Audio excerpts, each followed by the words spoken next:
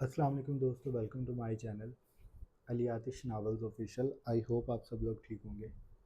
सितमगर की सितमगरी अर्ज कलम अली आतिश किस्त 4। क्लब में ऊंची आवाज़ में गाने गूंज रहे थे। कहराम शाह भीगती रात में अपने अंदर के जुनून को दबाता हुआ यहाँ तक पहुँचा था। उसकी उंगलियों के दरमियान सिगरेट दबा था जिसके वो गहरे गहरे कश भरता अपने वजूद को शांत करने की कोशिश कर रहा था, लेकिन नाकाम हो रहा था। ऊंची आवाज़ में बजते गाने उसके सर पे हथौड़े बरसा रहे थे, लेकिन उससे भी कहीं ज़्यादा अजियतनाक वो जुनून था जिसे वो बर्दाश्त कर रहा था। वो कुछ गलत नहीं करना चाहता था, इसीलिए वो घर से बाहर आ गया था। इस वक्त वो बार टेंडर के पास रखे काउच पर बैठा सिगरेट फूंक रहा था। बार टेंडर जल्दी जल्दी ड्रिंक्स बना रहा था। उसने कहराम शाह से भी पूछा, लेकिन उसने सर को दाएं बाएं हिलाते हुए मना किया और दोबारा सिगरेट पीने लगा। उसकी आंखें जल रही थीं। अतराफ का शोर उस पर एक अजीब सा बोझलपन तारी कर रहा था। उसने आंखों को मींच कर गहरा सांस लिया। तभी एक आदमी उसके करीब आकर काउच घसीट कर बैठ गया। वो बार टेंडर की जानिब मुतवज्जा था। ड्रिंक्स का कहकर वो कहराम शाह की जानिब मुड़ा। उसने मुसाफे के लिए बगैर कुछ कहे हाथ आगे किया तो कहराम की भवें सिकुड़ी थी। उसकी आंखों में सवाल देखकर वह दरमियानी उम्र का गोरा मर्द, जिसकी गहरी शेव और बिखरे बिखरे से बाल थे, मुस्कुराया। मैं काफ़ी देर से आपको वहाँ से देख रहा था। उसने बात की शुरुआत की। क्लब की दूसरी जानिब रखे सोफ़ों की तरफ इशारा करते हुए वो कहराम को बता रहा था। फिर मुझे आपसे बात करने का तजस्सुस हुआ, इसलिए मैं आपके पास आ गया। उसने कांधे उचकाकर अपनी बात मुकम्मल की। मेरा नाम जवार है। मैं इस शहर में नया आया हूँ। कहराम का दिल तो नहीं था कि वो इस वक्त किसी से बात करे या किसी पर तवज्जो दे, लेकिन ध्यान बटाने के लिए उसने जवार से हाथ मिलाया और फिर दोबारा सिगरेट पीने लगा। जवार उससे इधर उधर की बातें करने लगा था। उसके बिजनेस के मुतालिक सवाल करता, वो उसके घर बार का पूछ रहा था। कहराम बस सर की जुम्बिश या हाँ हूँ से जवाब देता और फिर दोबारा सिगरेट पीने लगता। वो इतनी जल्दी खुलने वाले लोगों में से नहीं था, जबकि जवार शायद बहुत बोलने का आदी था, इसीलिए बोलता चला जा रहा था। वो अब अपने मुतालिक बता रहा था कि कैसे उसे एक लड़की से मोहब्बत हुई और फिर उस लड़की ने उसे धोखा दे दिया और अब वो दिल के सुकून के लिए मारा मारा फिर रहा है। कहराम को उसकी बातों में बिल्कुल भी दिलचस्पी नहीं थी। वो उसको भरपूर ये तासुर दे रहा था कि वो उसे नहीं सुन रहा, और अगर सुन भी रहा है तो उसकी तवज्जो बिल्कुल मुकम्मल तौर पर उसकी जानिब नहीं है।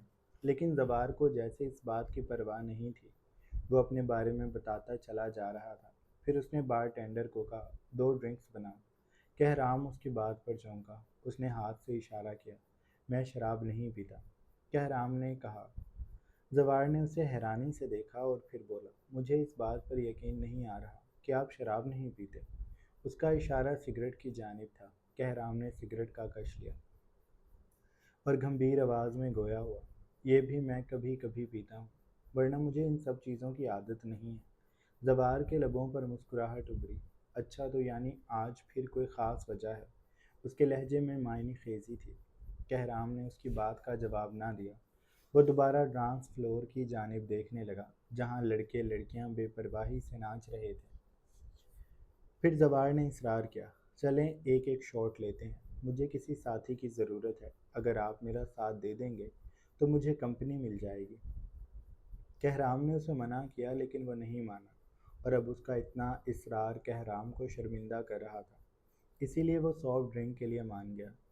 जवार ने दोनों हाथों को ऐसे उठाया जैसे उसने हथियार डाल दिए हों। अच्छा ठीक है, आप सॉफ्ट ड्रिंक लें, मैं एक शॉट लगाऊंगा। उसने आंख दबाकर कहा। फिर बार टेंडर को एक सॉफ्ट ड्रिंक और किसी तेज़ पुरानी शराब का नाम लेते हुए दो शॉट्स बनाने को कहा। एक शॉट में सिर्फ सॉफ्ट ड्रिंक थी जो कि कहराम की थी और दूसरी जवार की थी। कहराम गिलास हाथ में थामे अपनी सॉफ्ट ड्रिंक के छोटे छोटे घूंट भर रहा था। उसके हाथ में मौजूद सिगरेट ख़त्म हो गया था, जिसे उसने फर्श पे फेंका और जूते से रगड़ दिया। वो इस वक्त ट्राउज़र और शर्ट में मलबूस था। बाल बिखरे बिखरे से दिखाई देते थे और आंखों में सुर्खी थी। जवार उसे वक्तन फ़वक्तन देख रहा था। تبھی کہرام کا موبائل بجا۔ اس نے ہاتھ میں موجود گلاس کاؤنٹر پر رکھا اور فون کان سے لگاتے ہوئے گویا ہوا۔ دوسری جانب اس کی آواز نہیں جا رہی تھی، اسی لیے وہ اٹھا اور قدرے کم شور والے کونے کی جانب بڑھ گیا۔ اس کے دور جاتے ہی زوار نے اپنی جیب سے ایک سفید پڑیا نکالی، ایک نظر کہرام شاہ کو دیکھا اور پھر کمینی سی مسکراہٹ کے ساتھ وہ پڑیا کہرام کی سافٹ ڈرنک میں ملا دی۔ اس کے بعد جب کہرام دوبارہ کاؤنٹر پر پہنچا تو اپنی سافٹ ڈرنک ختم کرتے ہی زوار وہاں سے چلا گیا تھا۔ حیرت کی بات یہ تھی کہ کہرام شاہ کے اعصاب پر ایک عجیب سی تھکن سوار ہونے لگی تھی۔ اس کا خون جسم میں تیز تیز گردش کرنے لگا تھا، آنکھیں دھندلانے لگی تھی اور دماغ میں جیسے گرمی بڑھ گئی تھی۔ اس کا حلق بار بار خشک ہو رہا تھا۔ اس نے خود کو سنبھالنے کی کوشش کی، لیکن جب اسے محسوس ہو گیا کہ اب بات اس کے بس سے باہر ہو رہی ہے تو وہ بے ڈھک قدم اٹھاتا کلب سے باہر نکل گیا۔ جب اس کی گاڑی سڑک پر دوڑتی آگے بڑھ رہی تھی تبھی سوار جو دور کھڑا کہرام شاہ کی گاڑی کو دیکھ رہا تھا سرد سا مسکرایا۔ پھر اس نے اپنا موبائل نکال کر کان سے لگایا۔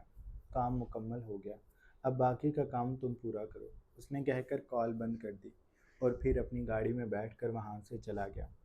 کہرام شاہ کی گاڑی جس علاقے میں آ کر رکی تھی وہ قدرے خاموش علاقہ تھا، ایک چھوٹے سے 2 منزلہ مکان کے سامنے۔ جب گاڑی رکی تو بیا نے بھیگی بھیگی آنکھوں سے کہرام کی جانب دیکھا جو خاموشی سے گاڑی کا دروازہ کھول چکا تھا۔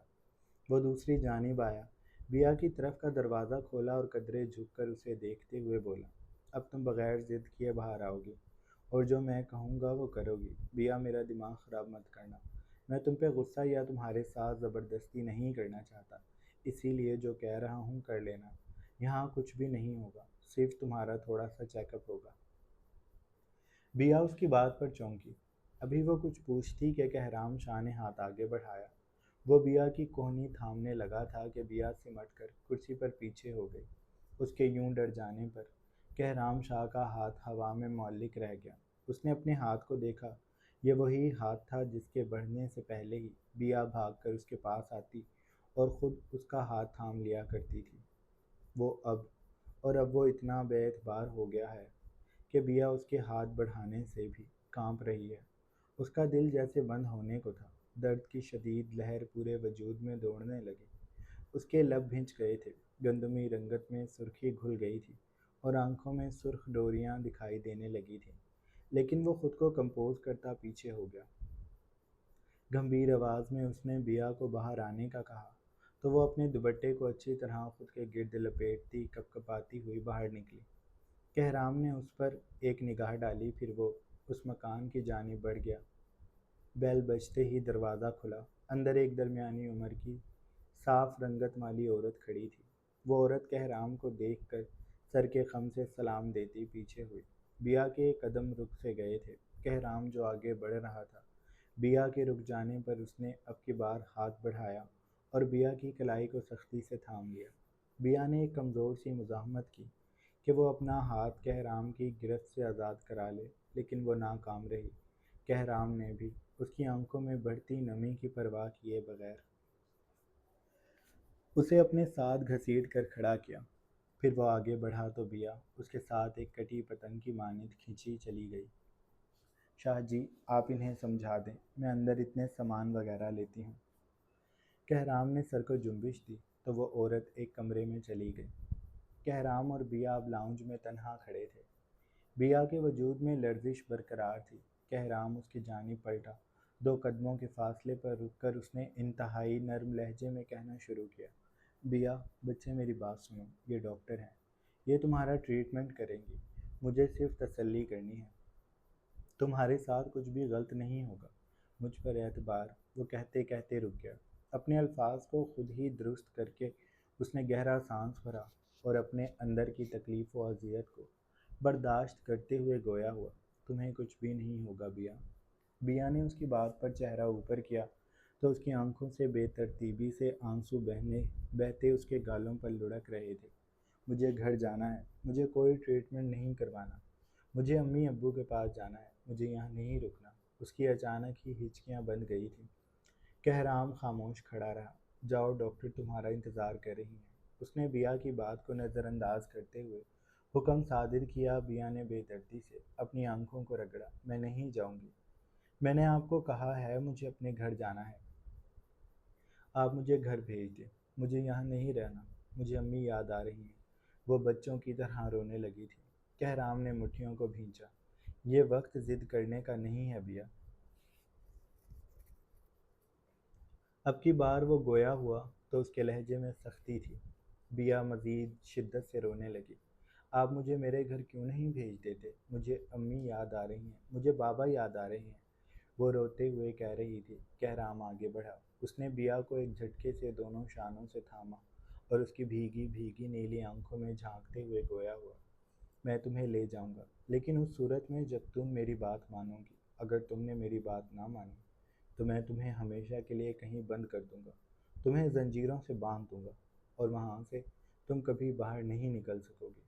بیا کی جان جیسے حلق میں اٹک گئی۔ آپ میرے ساتھ ایسا نہیں کر سکتے، وہ چلانا چاہتی تھی۔ کہرام نے سرخ سرخ نگاہیں اس کے چہرے پر گاڑتے ہوئے سرد مہری سے کہا، میں تمہارے ساتھ سب کر سکتا ہوں۔ تم مجھے ابھی ٹھیک سے جانتی نہیں ہو، اس لیے جو میں کہہ رہا ہوں وہ کرو، ورنہ اگر میں اپنی پر آیا تو بھول جاؤں گا کہ میں تمہیں اپنے بچے کی طرح پالا ہے۔